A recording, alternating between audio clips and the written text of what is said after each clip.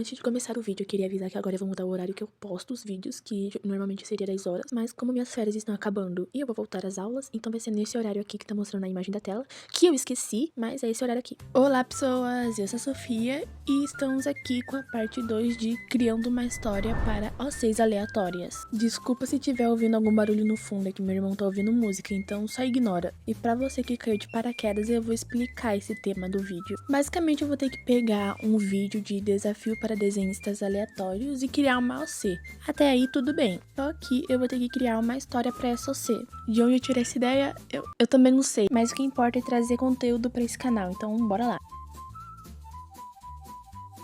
De tantas opções, caiu logo uma de máquina. Eu nunca desenhei um robô, então eu tô ferrada. Esse olho vai ser complicado porque eu decidi fazer a primeira parte uma menina e na segunda parte um menino, ou seja, vou ter que me virar. Cabelo de boa, não sei se eu vou conseguir desenhar, mas eu vou na fé. Essa roupa pra mim transmite um ar de paz, então vai ser um cara tranquilo. Essa cor do olho foi meio inesperada, mas tá de boa. Graças a Deus o acessório tem a ver com a roupa. Ui!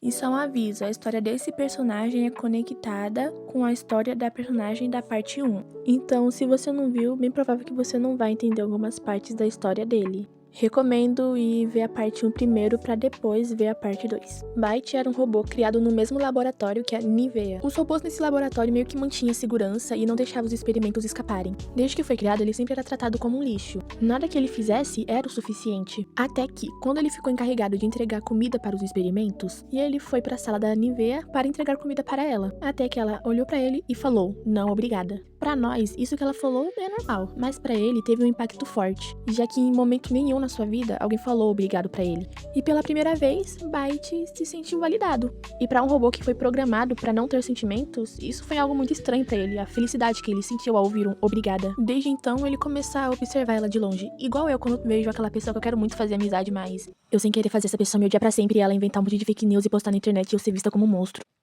Desculpa se eu fui muito específica, mas continuando. Chegamos então naquele fatídico dia em que a Nivea tenta fugir do laboratório junto com a sua filha. Byte e os outros robôs foram chamados imediatamente para sair do laboratório, pois um experimento havia fugido. Nesse momento, ele meio que tava com o pé para trás, porque aparentemente quando ele conseguiu ter sentimentos, ele viu que o que os cientistas faziam naquele local era meio errado. Meio errado não, era muito errado e ia contra todos os direitos humanos. Porque além de pegar pessoas moradoras de ruas para fazer os experimentos, os caras até se inspiraram no Poppy Playtime, né? Porque pegava crianças abandonadas ou órfãos. Continuando, quando ele viu que era a Nivea e a filha dela, ele se sentiu na obrigação de salvar as duas. E salvando ela seria meio que uma forma de agradecer a Nivea por fazer ele se sentir validado. E aconteceu o que eu disse, né? Ele só conseguiu salvar a Nivea porque a filha dela foi pega pelos caras. Bom, no começo eles praticamente se odiavam porque o Byte não fazia ideia que a Nivea era tão agressiva e a Nivea tava com ódio do Byte porque ele era um robô. Mas ela entendeu que ele queria o mesmo objetivo que ela, que seria libertar os experimentos. E depois de um tempo, a Nivea começou a ser mais reconhecida pelas suas músicas e o Byte decidiu virar assessor dela. E mesmo que o plano de libertar os experimentos seja necessário, ele tem medo. Não de morrer, mas sim de perder a Nivea, a única pessoa na vida que demonstrou algum tipo de carinho por ele.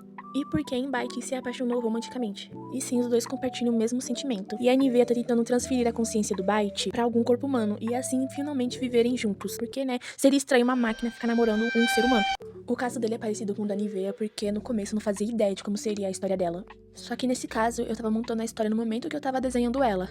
Mas no caso dele é bem pior porque eu passei um dia inteiro sem saber como é que seria a história dele. De qualquer forma, isso me satisfez porque eu gostei bastante da história dele, achei mais interessante ainda. Não sou boa em criar casais, mas eu confesso que essa dinâmica de robô e humano até que foi legal pra mim, mesmo sendo estranho. De qualquer forma, espero que tenham gostado. Comentem aqui o que vocês acharam, se a história não faz muito sentido ou deveria mudar algo, que eu vou estar feliz de ouvir essas críticas. E por favor, me deem alguma ideia de vídeo, porque minha mente não tá mais celebrando pra pensar vídeo criativo. Foi essa a parte 2, espero que tenham gostado, né, de novo, e tchau! Aproveitando que você tá aqui, toma uma florzinha.